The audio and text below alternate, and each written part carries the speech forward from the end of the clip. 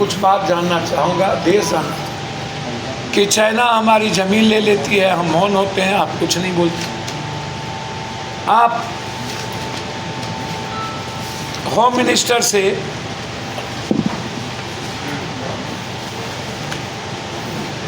America के राष्ट्रपति के दबाव में आप गलत विमानों, लड़ाकू विमान खरीद लेते हैं, आप चुप हो जाते हैं। आप ये जो सैनिक का ज़मीन है, आप रामदेव को दे देते हैं। 1.5 लाख से ऊपर आप सैनिक की बहाली कोरोना के बाद नहीं कर रहे। आप 4 साल की अग्निवीर कि सिपाही को परिवर्तित कर देते हैं, बना देते हैं। यदि 4 साल से ऊपर युद्ध लगातार रह गया तो फिर आप बताइए कि हमारे देश का भला कहाँ से हो। इतने दिनों के अंदर आप हमेशा सरकारी कंपनियों को आप बेच देते हैं विनिवेश करने के नाम पर।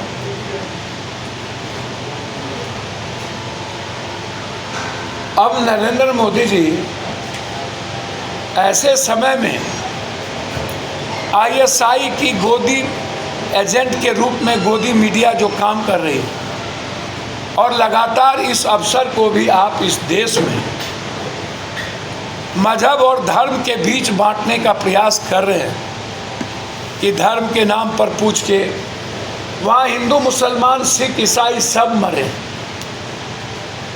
एक धर्म के लोग नहीं मरे। वहाँ पर एक जिनको जहाँ मौका मिला, चाहे वो मुसलमान हो, चाहे कोई सनातन हो, चाहे कोई सिख हो, ईसाई हो, सबने एक दूसरे का सहयोग करके बचाया।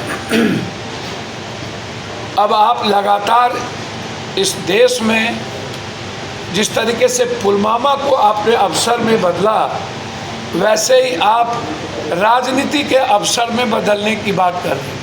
अभी ज़रूरत है हमें साजिशकर्ता का पता कर उसको लाने की, सज़ा देने की। अभी ज़रूरत है हमको पूरे दुनिया के देशों से सहयोग लेने की। अभी ज़रूरत है पाकिस्तान को तिनखैया घोषित करवाने की, अलग थलग करने की। अभी ज़रूरत है कि हर कीमत पर हमारा जल जंगल जो ज़मीन है वह सुरक्षित रहे, सेना की बहाली हो। तो इन मुद्दों पर प्रधानमंत्री जी का वो बस हम आपसे ये जानना चाहते हैं कि आप आज बोले कि कल्पना भी नहीं की जा सकती। तो पुलवामा के बाद क्या हुआ? आप 12 सालों से हैं, आपने अभी तक 12 सालों के अंदर अपने किसी पड़ोसी देश से अच्छे रिश्ता नहीं रखता। हमें नेपाल आंख दिखा देता है, श्रीलंका हमसे दूर रास्ता बंद कर देता है, बांग्लादेश, आप पाकिस्तान की बात, सऊदी अरब आप जाते, आप अरब जाते, आप सभी जगह जाते। आप शेख हसीना को आप इंडिया में रखे हुए और दूसरी तरफ आप एक ऐसी गोदी मीडिया के द्वारा तनाव की स्थिति पैदा करना। हम लोग शांति की अपील करते हैं, हम हृदय की गहराइयों से श्रद्धांजलि की बात करते हैं और आप इस घटना को भी हिंदू मुसलमान से जोड़ते हैं। ये क्या ये गोदी मीडिया हमारे देश को नहीं बख्शेगी? क्या आप उसको अवसर बनाने में बहादुर हमेशा रहेंगे? ये सबसे महत्वपूर्ण मामला है, बिंदु है। इसीलिए हम इस देश के 150 करोड़ लोग शांति की अपील करते हैं और हृदय की गहराइयों से उस परिवार को नमन करते हैं, श्रद्धांजलि देते हैं और देश के लोगों से अपील करते हैं कि गोदी मीडिया और बीजेपी का जो टूल है, जो एक ही कामों पर लगा हुआ रहता है कि हर घटना को अवसर में बदलते हुए हिंदू मुसलमान में परिणति की जाए, जो बिल्कुल ही देश के संविधान, देश की संस्कृति और देश के शांति के खिलाफ है। हम हर उस प्रयास को हम होने ना दें जो देश के अमन को बिगाड़ता है। शांति को बिगाड़ता है। इसीलिए प्रधानमंत्री जी आज आप आए और आप कह रहे हैं ये आप 12 सालों में क्या क्या किए ये बताना चाहिए। आपने कब स्वीकार किया? 46 लाख लोग मर गए, तब भी आपने स्वीकार कोरोना में नहीं किया कि मेरे कारण मरे। लगभग आपदा में इतने लोग किसान मरे, आप नहीं स्वीकार करते हैं। ट्रेन हादसा में मरे, नहीं स्वीकार करते हैं। आप लगातार उठा करके देखिए, उसके बाद सुई के कारण कितने लोग मरे, आप स्वीकार नहीं करते हैं। तो इस देश में आप कभी किसी चीज़ को स्वीकार करते ही नहीं हैं कि आपके कमियों के कारण हुई। यह घटना आज कमियां निकालने की नहीं है, एक होकर के हमें साथ खड़े होने की ज़रूरत है।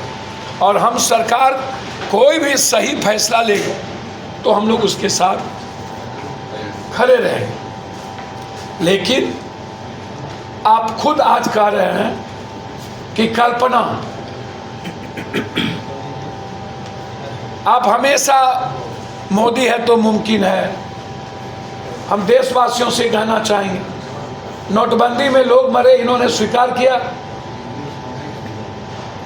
डॉलर की स्थिति क्या है, इन्होंने कभी स्वीकार किया। महंगाई की स्थिति क्या है, कभी इन्होंने स्वीकार किया। गैस ऑक्सीजन ने गैस सिलेंडर बढ़ा दिया, कभी इन्होंने स्वीकार किया। पूजा का सामान महंगा मिलता है और फल महंगा मिलता है, कभी स्वीकार किया। आम आदमी को ट्रेन की टिकट नहीं मिलती है, प्लेन की टिकट नहीं मिलती है, कभी स्वीकार किया। रुपया की वैल्यू इस दुनिया में सबसे कमज़ोर है, कभी स्वीकार किया। शेयर मार्केट बिल्कुल गिरी हुई है, कभी स्वीकार किया। टैरिफ पर 26% किसानों पर हमला, कभी इन्होंने स्वीकार किया।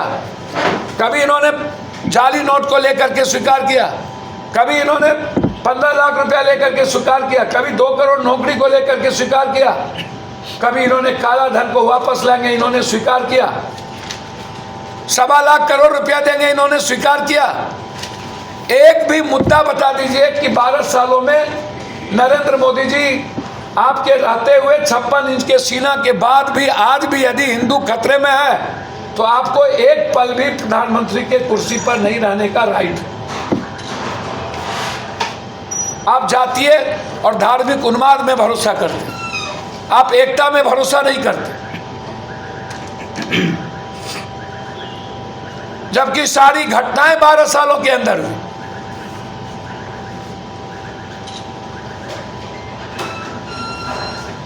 लोग इंतजार कर रहे हैं प्रधानमंत्री जी कि आप पाकिस्तान को, दुनिया राजनयिक वही कहती है हमारी पॉलिसी कि उसको दुनिया से अलग करिए।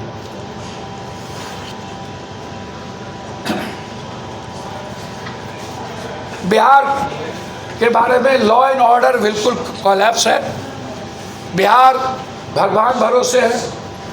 सबसे ज़्यादा पटना की राजधानी पर आम व्यापारी सुरक्षित नहीं है, सिटी के व्यापारी सुरक्षित नहीं है, कोई कॉन्ट्रैक्टर सुरक्षित नहीं है, कोई डॉक्टर सुरक्षित नहीं है, कोई आम आदमी सुरक्षित नहीं है। जब मन आए किसी को मार देना है, जब मन आए किसी की लड़की को उठा लेना है, जब मन आए किसी का बलात्कार करके फेंक देना है। बलात्कार की घटना लगातार बढ़ रही है। लगातार रंगदारी टैक्स व्यापारियों के का आइसोलेशन करने का बढ़ रही है।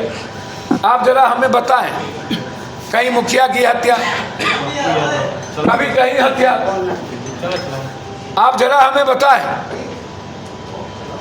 मैं आपसे पूछना चाहता हूं, मोदी जी डबल इंजन की सरकार है। ये नरसंहार था आरा का, 7 आदमी 8 आदमी पर गोलियां चली।